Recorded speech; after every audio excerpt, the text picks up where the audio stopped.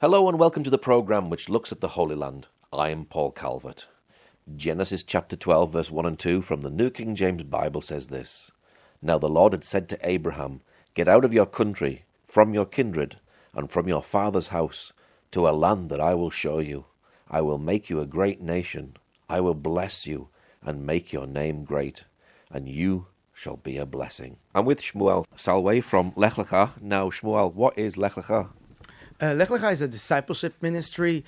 Twice a year we have 3-month program for Israelis. Most of them are after the army. We also have Arabs involved in this program, Israeli Arabs who come to this program. It's a 3-month discipleship program where we come together, we study the Bible, we travel through the land of Israel, we hike, we do different volunteer things. It's about being disciples and making disciples. What does Lechlcha mean? Lechlcha is actually from the calling of God to Abraham. From Genesis, he says, Lechlcha, go forth. So go to a place I will show you. And Abraham did that. So Lechlcha is actually a step of faith, coming and deciding to be a disciple of Yeshua and following him and letting him lead you. And when was the organization started and why was it started? Okay, Lechlcha started 20 years ago by two young people called Yochanan and Alon. It actually started because Yochanan finished the military, and it was a hard time. It's compulsory to go to the military in Israel, also boys and girls, and some of them go through hard situations, whether it's combat situations, something they've seen, or just the fact that they're away from home, away from their home congregation or church. So what actually happens is they go away from their faith, most of them, and they want to reconnect their lives, recommit their lives to Yeshua. And so when Yochanan started it, he said, there is a need for soldiers after the army who are going whatever I'm going through to come together and recommit their life to the Lord. So there were programs all around the world, and they're in English and different languages, but there wasn't the same 3-month discipleship program here in Israel, and he started that 20 years ago here at Yad HaShmona, where we are right now. And how many students do you have usually joining the group, the team? The group varies in size. Last discipleship program was one of our biggest, so it was 19 students. And this program we started last month is 16 students. We have 4 young staff that stayed behind. So there's usually a group together with staff of around 25, 26. We travel around the land. We study the Bible. We actually live together, the boys and the girls in dorms. We eat together, we travel together. So it's a live-in program for 3 months. It must be special traveling the land of Israel and also reading about those things in the Bible as well. Yeah, I think one of the most amazing things about this is that you can study the Bible in Hebrew, in native language, and actually travel in Israel to where everything happens. Last week we went to the valley of Elah, where David fought Goliath, and we were able to actually sit there and study the story of David Goliath at the same location it happened. So I think it's amazing. It's a privilege. I don't think Israelis know how privileged they are to actually be in the site. Yesterday we were in Jerusalem and we were at King David's palace, and it was just amazing to read the Bible stories there. They come alive to you here in Israel. We did Hezekiah's tunnel, and just seeing archaeology and history and seeing how the Bible is alive, the Bible is true, and there's even archaeological evidence that the Bible is true. And what sort of background do the students come from?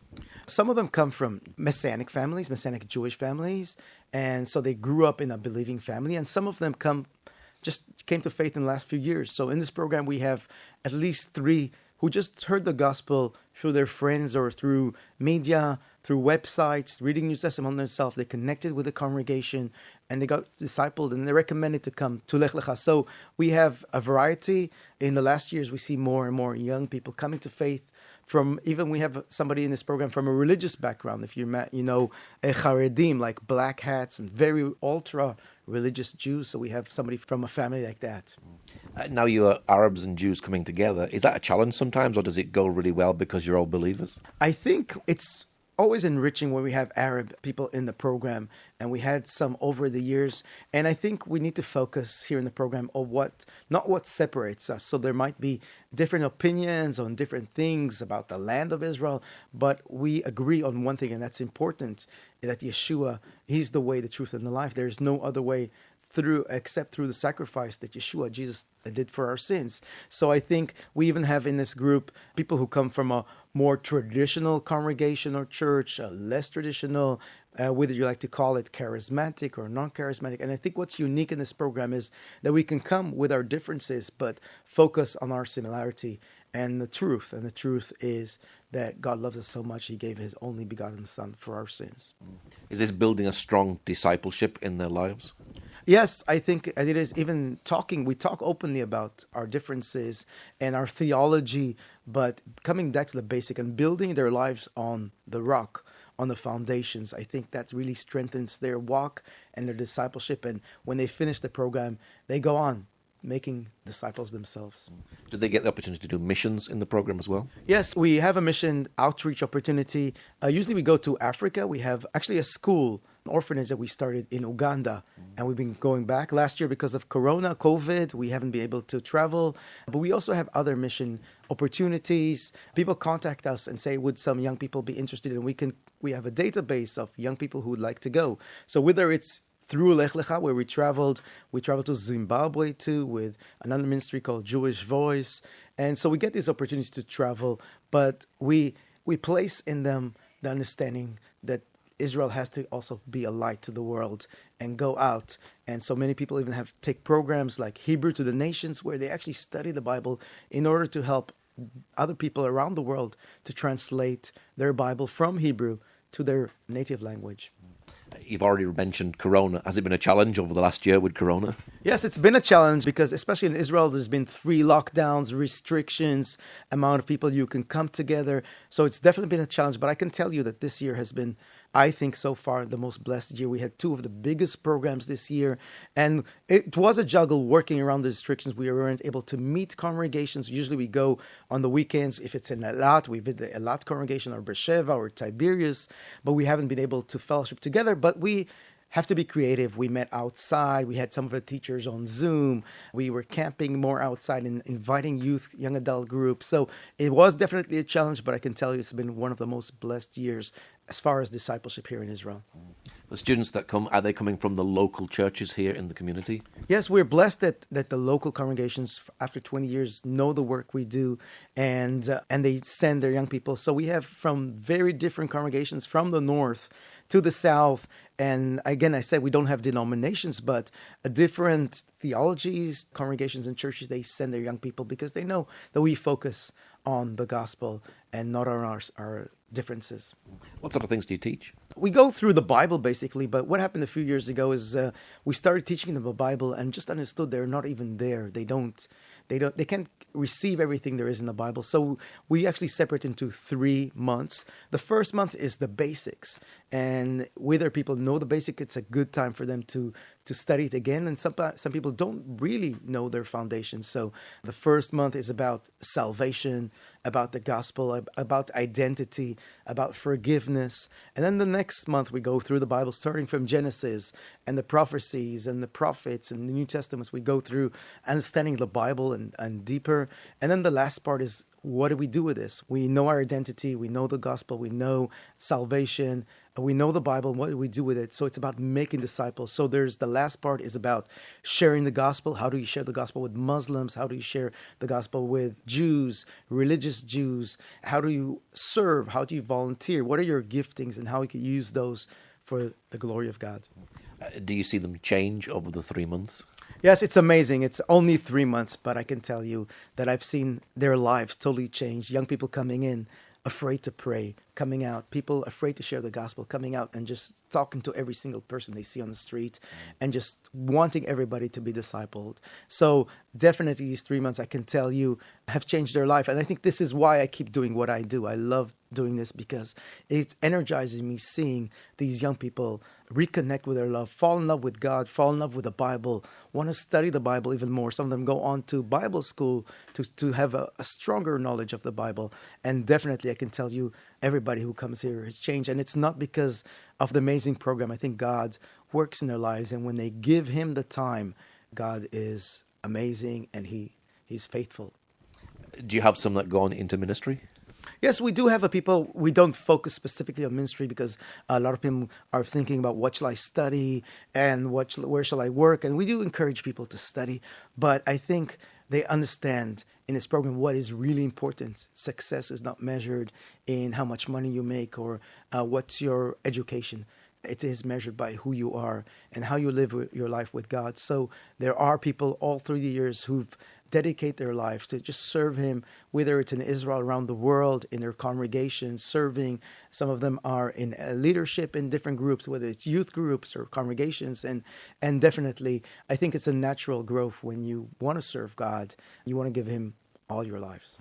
And this year you're celebrating 20 years of Lechlcha. That must be exciting. Yes, it is. 20 years. And so hundreds, I think over 300 young people through this program, through these years. And we do want to start a celebration, do something this year. We're restricted because of COVID. That's opening up. So we want to do an event and just invite alumni. Some of them are lawyers. Some of them have businesses. Some of them are in full-time mission, just to share their testimonies and encourage the others. And so I think it will be great encouragement. 20 years of work here in the land, and you can see the fruits in the lives of young people, and they touch other young people. So I didn't start it. I didn't found this program, but I'm blessed to be the last year to be part and to lead it and to continue something that Lechlcha belongs to God and to continue something that God has done here in the land of Israel. Do you get to hear the stories of lives changed? Yes, it's amazing. We hear testimonies even through the program. The last thing we do in the program is we just sit together and we share testimonies and just seeing the life change. We see lives of people who were drug addicts and God saved them, going out and helping others, people who were in depression. And it can go on and on. I think there's hundreds of testimonies of people who changed their lives totally.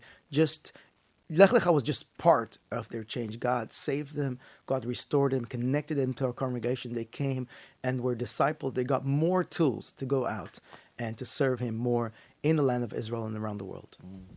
Why do you do what you do? It's about giving your life, your all to God. My background, I served in the Israeli army. I was a combat medic. And we think here in Israel that the Israeli army is the best in the world.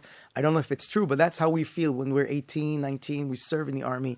And then I went on working for Israeli Port Authority. I worked for El Al, and I always believe that El Al has the best security in the world. And I worked for Israeli consulate, the Israeli embassy in New York. I continue to work in the Israeli government, if you know, the Israeli Secret Service. And we always think that it's the best in the world. If you hear stories of the Mossad, then we think it's the best in the world.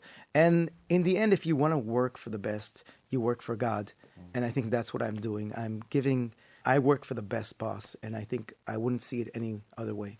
You sound like you've had an exciting life. Yes, I have. God allowed that to happen. I had a lot of doubts. I never thought I would go into full-time ministry, but I knew from a young age that I had a calling. So I wanted to do a whole bunch of stuff. God didn't have to let me do that, but I traveled around the world as part of my work. I got to fly around the world. I got to hike, to travel, bungee, dive in Australia. I got to travel most of the world, but I think God allowed that to happen so I could go back and just dedicate my life, understand that God is a gracious God. He allows you to do sometimes what you want to do, but in the end, I think it's about doing what he wants you to do, and that's what I believe I'm doing. What's your prayer for the next 20 years of Lechlcha? I believe that more people are going to be saved here in the land of Israel, and I think that we need to grow and able to disciple many more. So even though this program is small, I think there has to be more programs like that, not necessarily just Lechlcha, but more programs who disciple, who train, who teach. And my vision for Israel is that more people will hear the gospel, more people will come to faith, and there will be many Lechlchas all through the land of Israel, and Israel will be a light and to the world. Are you seeing God moving today in Israel? Yes, definitely. Just hearing testimonies from this program, 3 young people, one of them just went online, was thinking about God, but he didn't like religion, so he went online, saw testimonies of Messianic Jews and ordered the New Testament online. Another girl here was an artist, and she just drew something like a cross, and she was starting about Jesus. She started reading online, connected to a congregation, and there's another testimony of a young girl here. So I think God is working. If you look through the programs before, people were told in the army about Jesus. They couldn't sleep. They saw a dream. They saw a vision. People were handed New Testament. They saw something different in the lives of these Messianic Jews, and they asked questions. So I think that's what's happening. People are more open. There's more awareness, and I think more and more people are saved already, and I believe that numbers will grow in the next years. What's your website and Facebook page for anyone who'd like to know more? Okay. Our website is lechlcha.com. It's Lechlcha. So it's Lechlcha means goforth.com. And also on Instagram, on Facebook, we're Lechlcha Israel. So look us up. Okay, Shmuel, thank you much. Thank you. It's been a blessing. Thank you for joining us today. Pray that God will move by his mighty power in the Holy Land and bring his peace.